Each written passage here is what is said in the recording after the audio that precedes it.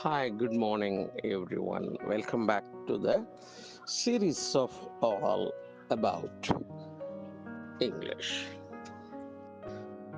Impasse, IMPASSE. இம்பாஸ் அப்படின்னு அதை படிக்க தோணும், ஆனால் எம்பாஸ் என்று அதனை உச்சரிக்க வேண்டும்.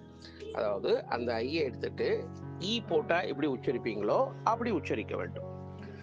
இப்போ இது என்ன சுச்சுவேஷன் அப்படின்னாக்கா, மேற்கொண்டு எதுவும் செய்ய முடியாத ஒரு தர்ம சங்கடமான நிலை இருக்குல்ல, அதை எம்பாஸ் அப்படின்னு சொல்லலாம். A situation in which no progress is possible.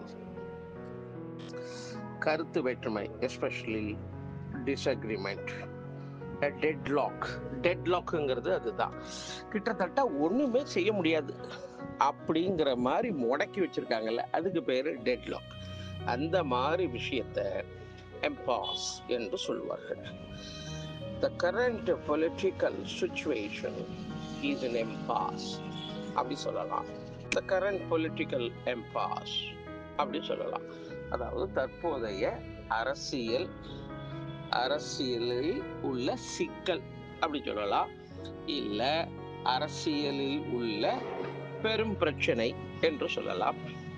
இப்பொழுது உள்ள அரசியல் சூழல் முன்னேற முடியாத, இருக்கும் இடத்திலேயே அப்படியே அரஸ்ட் மாதிரி இருக்கக்கூடிய ஒரு சூழல் ஏற்பட்டுள்ளது.